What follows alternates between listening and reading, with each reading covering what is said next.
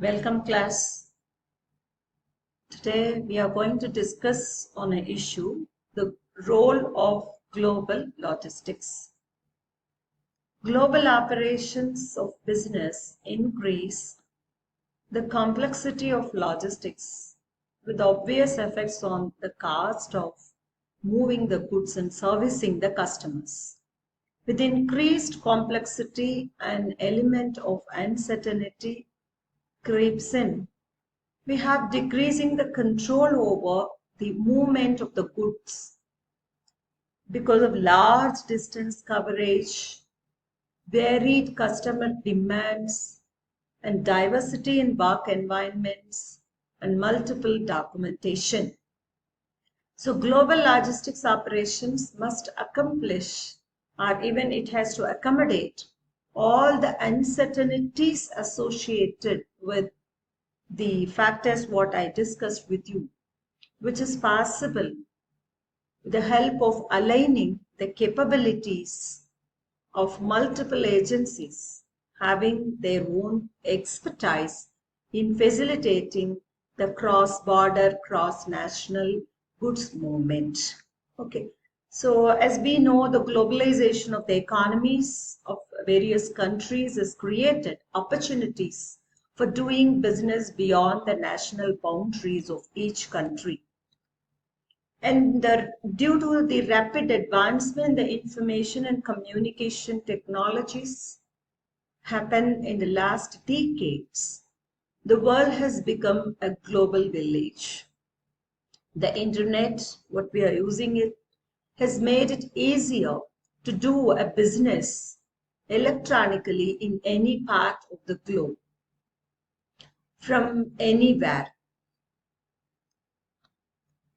So a business, as business continue to globalize their attention, as increasingly they are turned to logistics operations. So cargo movements need to be done physically using the available means of transportation. The speed and the efficiency in the movement of goods across national boundaries depends on the available modes of transportation, their capacity and capability, the intermodal facility for movement, packaging, material handling, and the logistical regulations in the countries where the buyers and the sellers and carriers are located. So invoice custom house brokers, which is also part of the entire scene. So the domain knowledge, the connectivity with international cargo carriers, and documentations, these are the three crucial areas which has to be focused in the subject or the concept called global logistics. As a consequence of globalization, managing the logistics at the global level poses a lot of challenges, considering a lot of complexity also. The complexity of the challenge varies business with business and country with country. To face the logistic challenges, there is no single standard solution is available. So individual companies have to understand the business scenario, specifically the strategic and management issues, which will be tied up with the logistics management. So the major, now I am taking you to the next topic of our discussion under the common head global logistics. What are the operational factors which are part of the global logistics? The major areas of logistical expertise we require in cross-border cargo movement are mode of transportation, cargo insurance, packaging, and shipping documentation for the custom clearance. Secondly, the transportation. The transportation mode plays a vital role in the movement of cargo within or even between the countries. Normally, cargo is moved using three modes of transportation. As we know, road, sea, or air mode. Depending on the cost, the urgency, and the destination, and the reasons for which they are sending it. However, for cross-border cargo movement, mostly the sea and the air are preferred modes of transportation, as most of the countries are connected well by the air mode and the sea mode. So road transport is preferred when countries are connected by land and other options are either costly or not feasible. Might be if you look into the cargo movement across India, Nepal, Sri Lanka, Pakistan, Bangladesh, and Bhutan. In Europe, if you see the railways or the important mode because of the availability of a modern and efficient train network. So the selection of the transportation mode, the logistical manager, he should consider the location of the market, the cost of the transportation, the speed of the cargo movement, and the reliability of mode. So the location of the market is the most important factor in deciding the mode of the transportation. For example, specifically for shipping goods from India to Middle Eastern countries, the best and the most convenient modes of transport are ships. For bulk cargo like steel or any kind of food grains, ores, or minerals or chemicals or any kind of automobiles, we usually go in for bulk cargo using the ships. And airplanes for higher value cargoes like jewelry or electronic goods or any kind of office equipments and all. The second factor is speed. When delivery of cargo is required in the shortest possible time, obviously the cost of air transportation is very high, which should be evaluated and justified by the criticality of the need in terms of the time available and the opportunity cost. Say the floricultural or the horticultural products, the flowers and other related products, which are perishable in nature, are sent directly by air to the destination or to the place of the consumption immediately. Say the jasmine from India to Singapore, or the bananas, the fruits, even the trees, a part of the banana leaves and other things. The roses, the produced near various farms near Pune or even Mumbai or even Hosur, which will be immediately sent through the temperature control vans for further dispatch directly to Middle East countries and Poland and other European countries to reduce the spoilage. So the third important factor is the cost of transportation in international travel. The cost of travel is directly proportionate to the speed of the travel, which means if you want the product to be delivered with the shortest period, then the speed of the travel needs to be considered as one of the factor.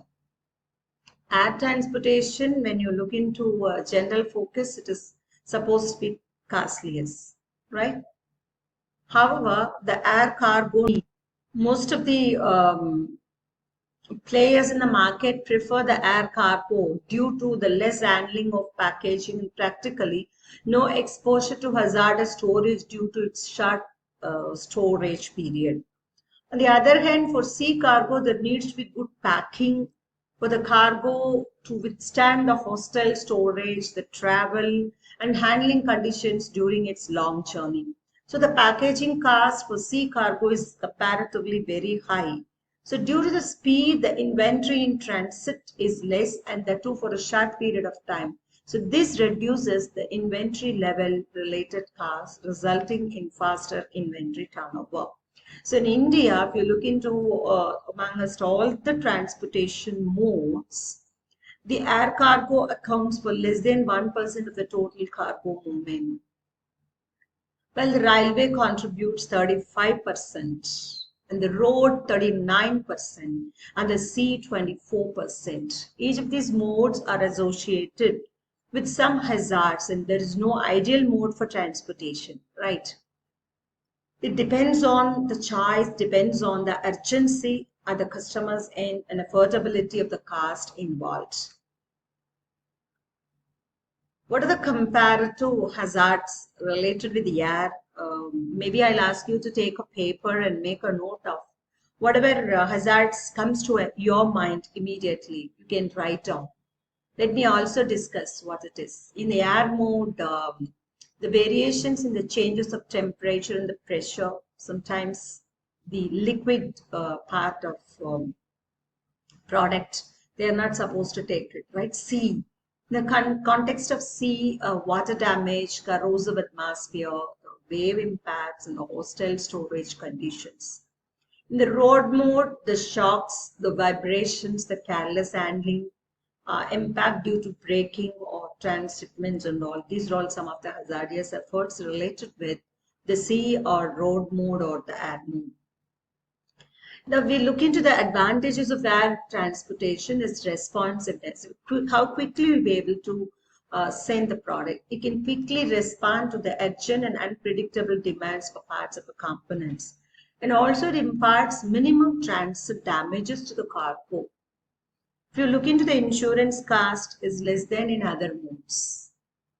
And the speed, the marketer, we can also avoid the opportunity cost. So airfare rates are charged based on the weight, and the sea freights are based on both the weight and the volume, comparatively whichever is higher. The freight forwarding agencies, the third parties, quote the ocean freight rates. So generally, if you look into the shipping companies, they undertake sea cargo transportation under three lines: independent lines, tramp vessel, conference line. Independent line operate and quote the rates individually and independently for that specific package. They accept the cargo from all the shippers through the freight forwarding agents. These services are limited to the route what they operate on. However, they have a fixed schedules and the fixed routes, and the cost is also comparatively higher. The second category is the tramp vessels, which do not have any fixed route or schedules. They operate on a charter basis. They are mainly involved in the bulk cargo transportation. The third one is a conference line, which is in association with the shipping companies across the world.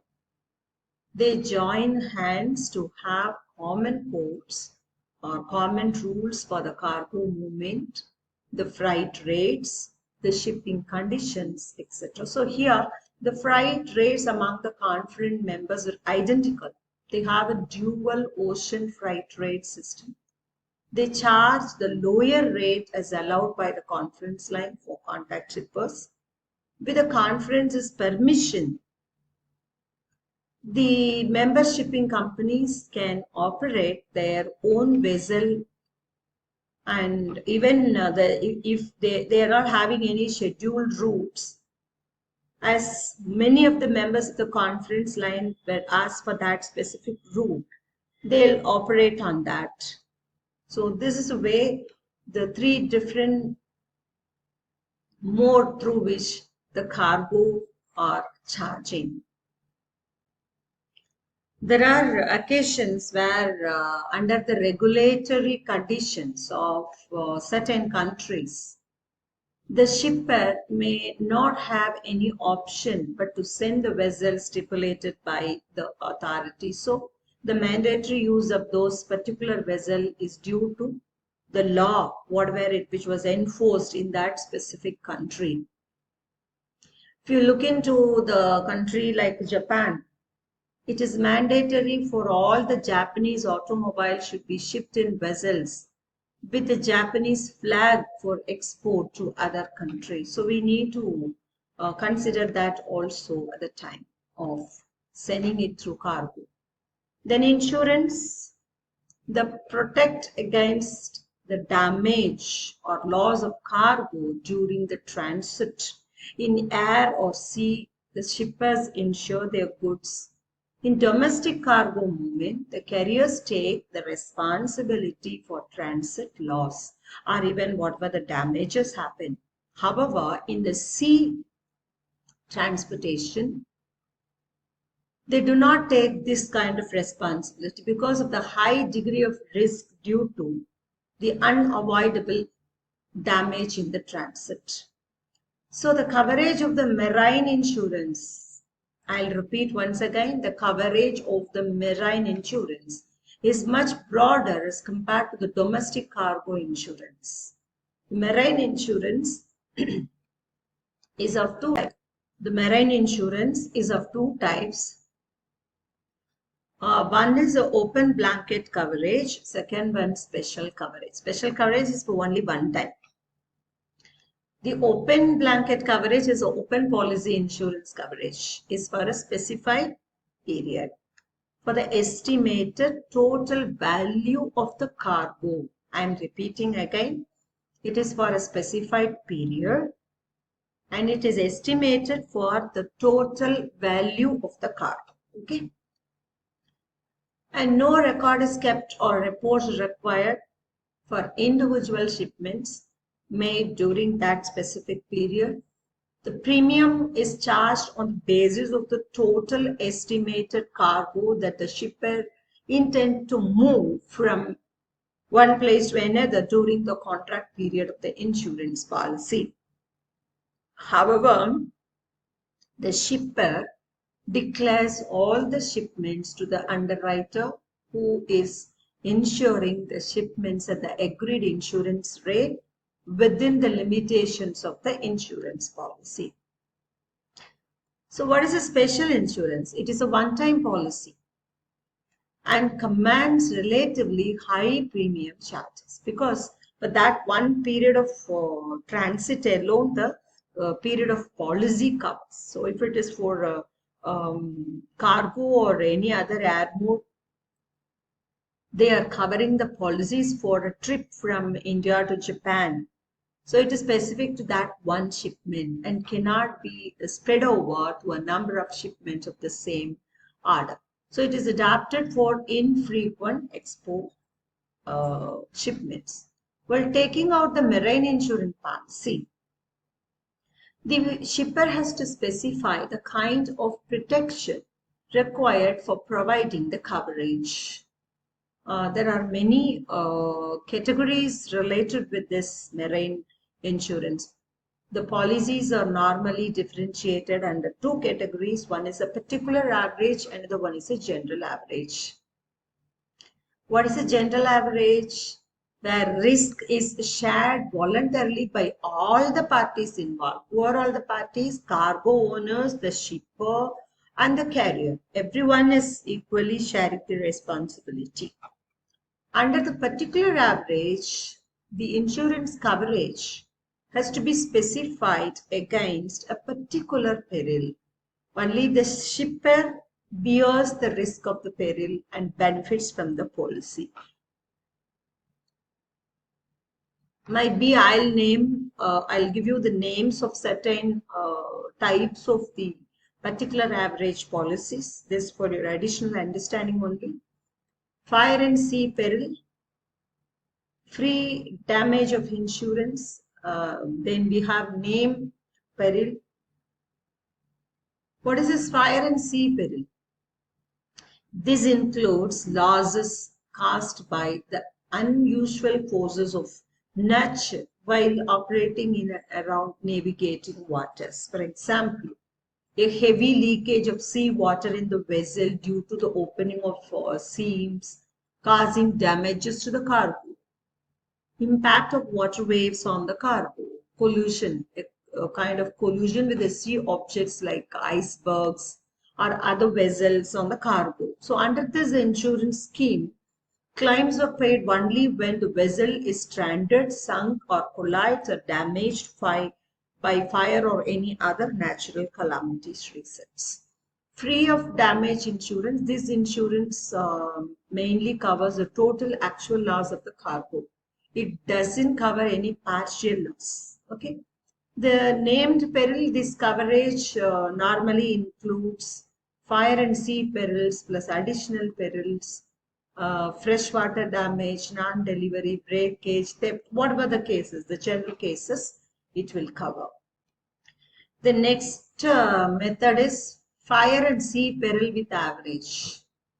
This insurance is similar to fire and sea peril, but it is not necessary that the vessel is stranded, sunk, damaged for fire or collapse. Then the last one, all risk insurance, where this is the most comprehensive insurance coverage, but applicable to loss or any damage of cargo from external cause during the transit.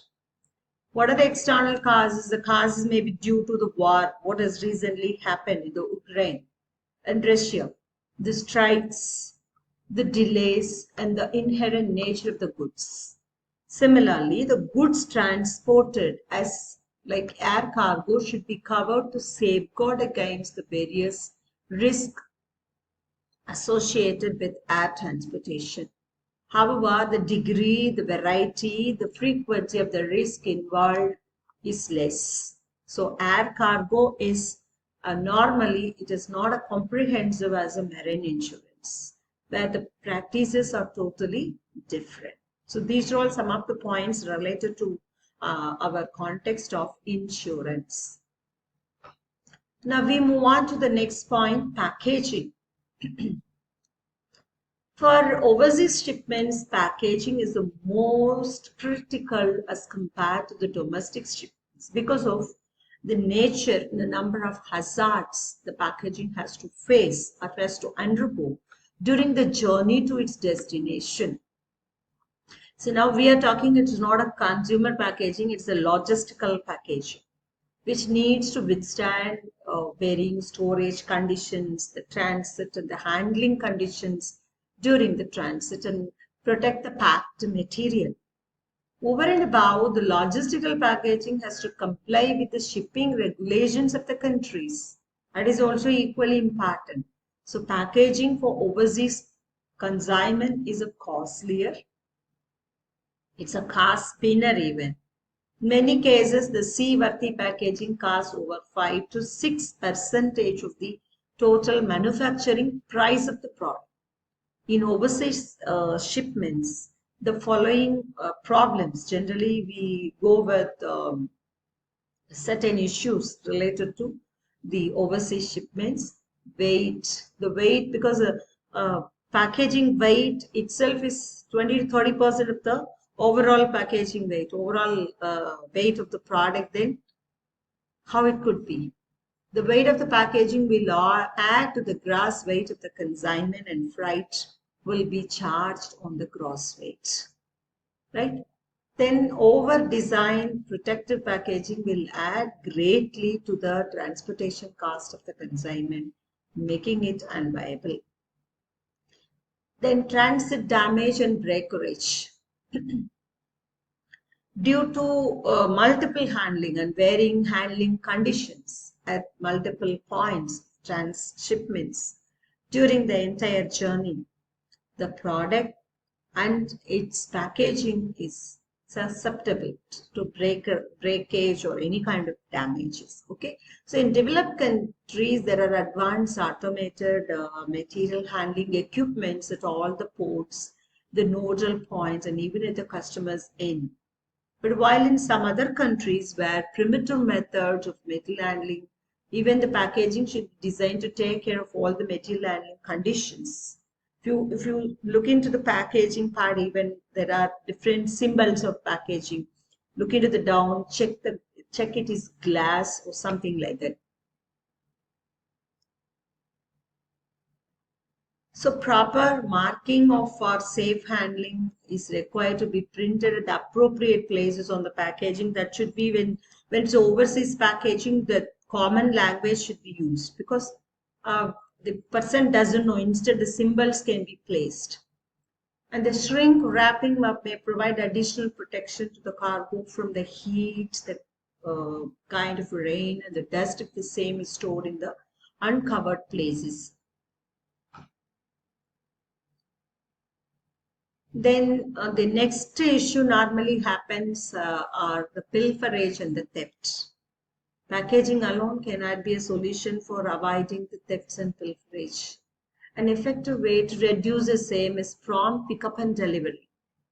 Packaging should not be used for advertising the content, particularly when high value items are packed. When the person see the packaging says that something is valuable things are there, the use of codes or markings should be encouraged so that the pilferage and theft may be reduced. So what is the solution for this? For the problem what we discussed? Yes, containerization. Today, a majority of the exporters are resorting to container shipment in international trade. It is increasingly a good method or popular method of shipping domestic under export cargo due to a variety of advantages of a container shipment. Maybe the total cargo is increasing. In India, the container traffic has gone at the rate of 18 to 20% during the last few years. Most common popular sizes of container in use in international trade are 20 feet and 40 feet. But this depends on the container handling facilities at the major ports in the country and also the regulatory environment for facilitating the multimodal transportation within the country. Say if 20 into 40 of big sizes of 10 or 15 containers have come to the port, whether the port is having enough, the authority is having enough facility to handle it properly by lifting it and keeping it in a safe place. All these are all going to be another issue. Container can take care of all the problems associated with our traditional logistical packaging, and the extra cost associated with container packaging can offset the general losses whatever we have seen earlier. But what is the role of a logistics manager here?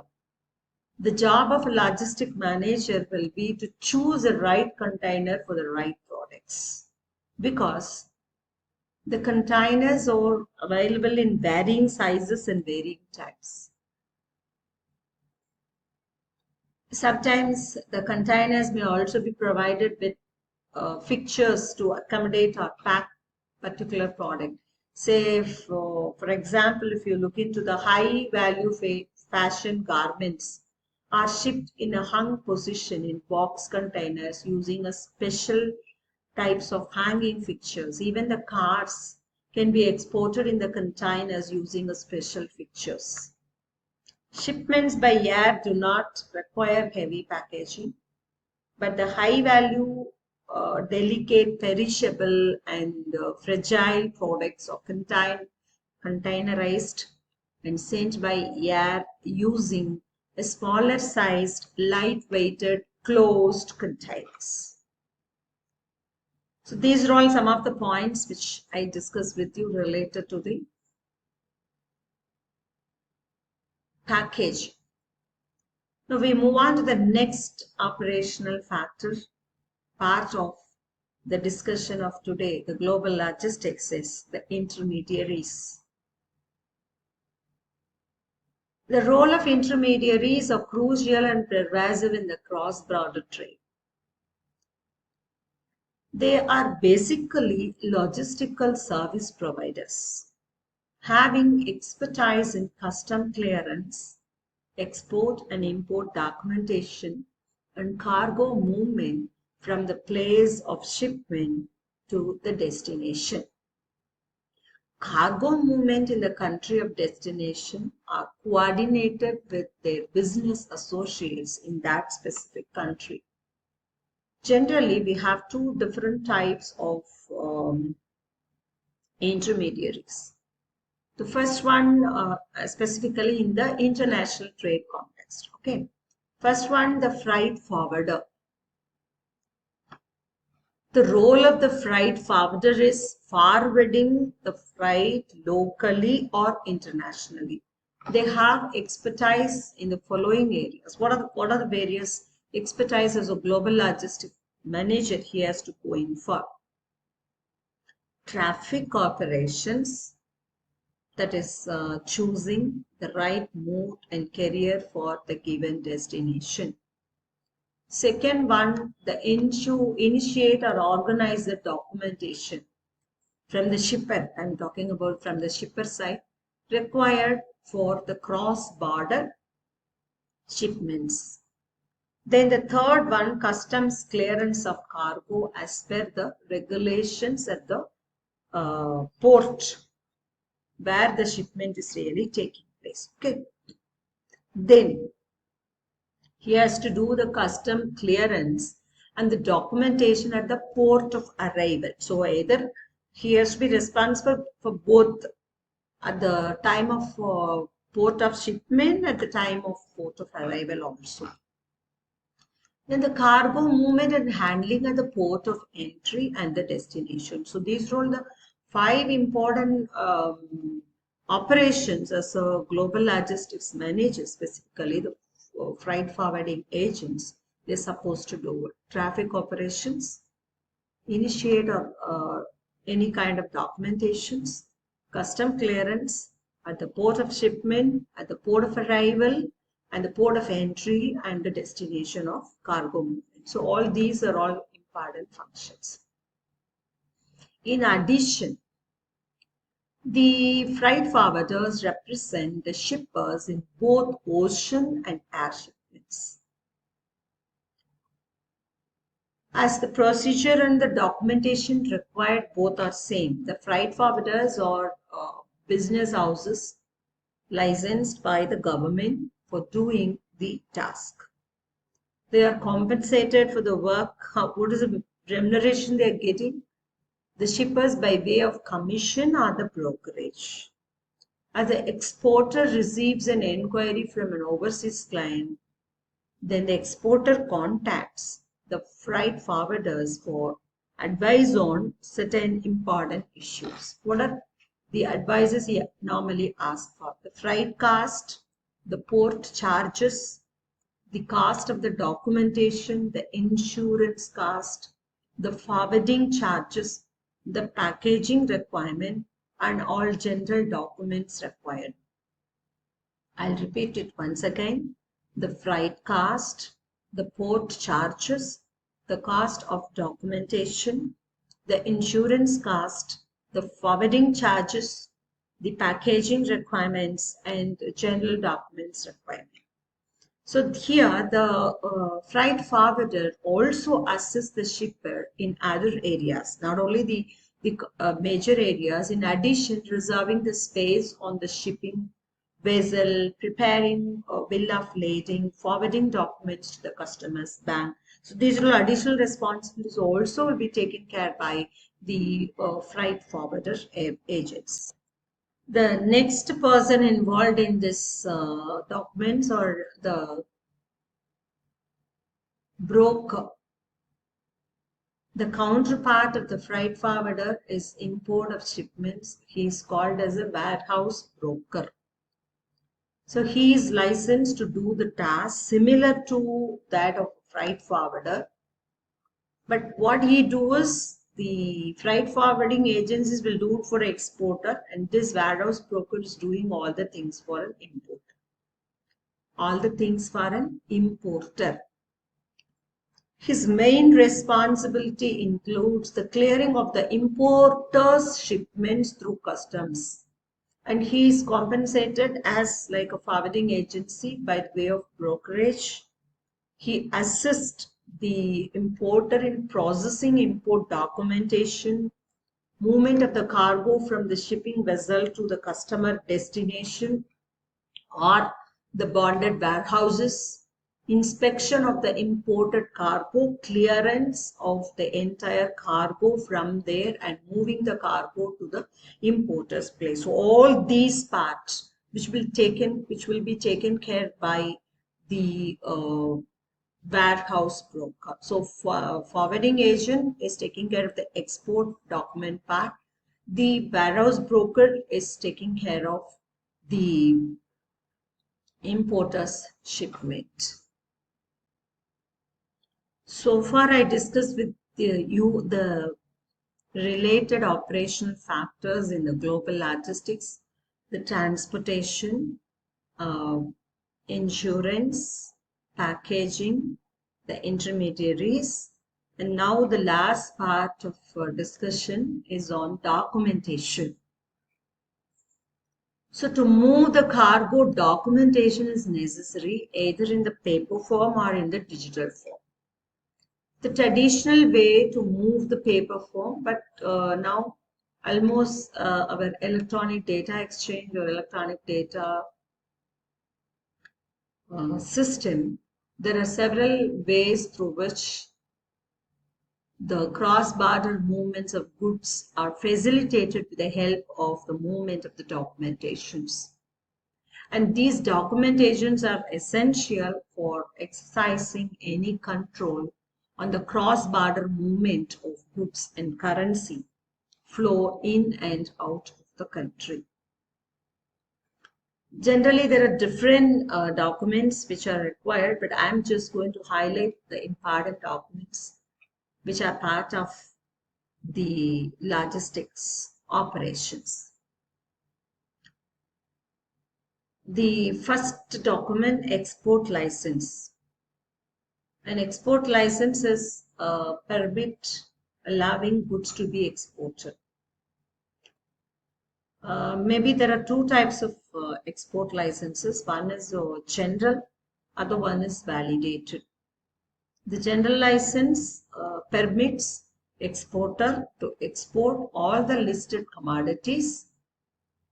The validated license is required for export of certain restricted commodities, right? So this understanding will help you. What is export license document? The second document, commercial invoice. The commercial invoice is required for collecting the payment from the purchaser. This document incorporates the details of the goods to be exported, the price, the duties, and the taxes. So there are two kinds of invoices. One is a pro forma invoice, where the shipper prior to the shipment he has provided. So this informs the buyer about the shipping quantities and the value of the goods for making the payments.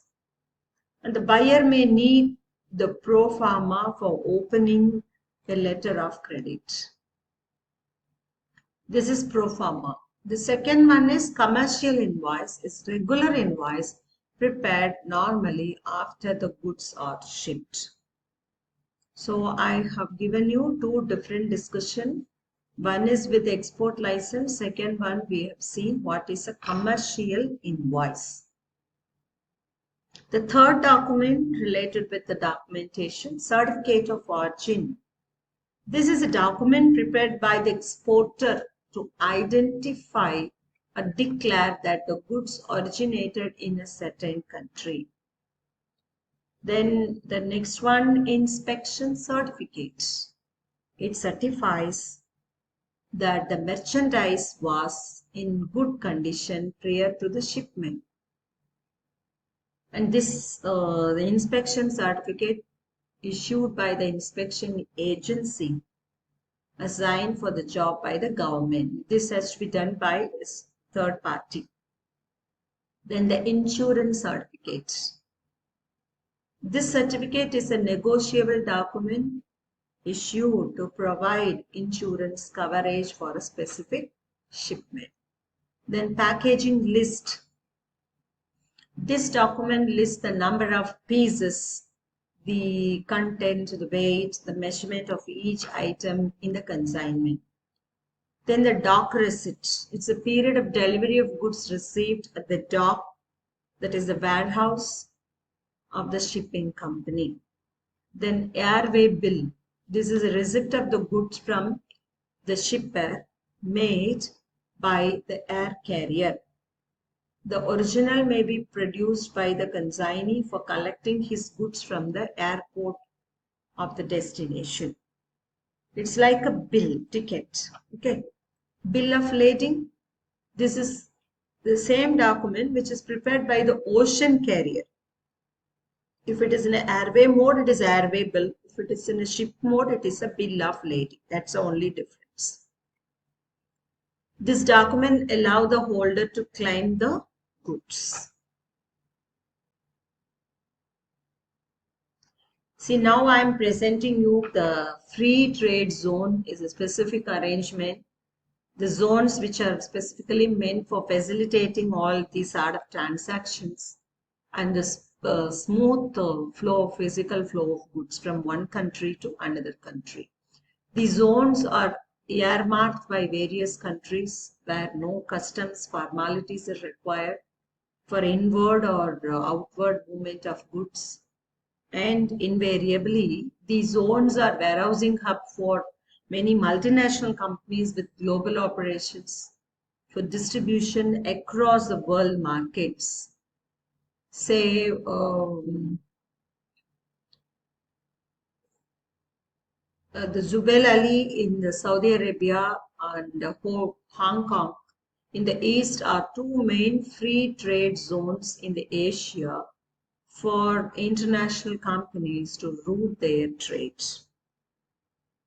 So, to conclude so far what we discussed, I presented you what is a global logistics, what is the responsibility of a logistics manager to think of, and what are the various operating factors related with the global logistics. Specifically, we concentrated on the transportation, the insurance, the packaging, the role of intermediaries, specifically the forwarding agents, as well as the warehouse brokerage agencies. And then we also discussed with the documentation. So these are all taking part, give us a clear picture on the role of a logistic man, how he has to look into the various issues when the company is dealing with a global logistics operations. I hope the concepts what we discussed are clear for your understanding. Thank you.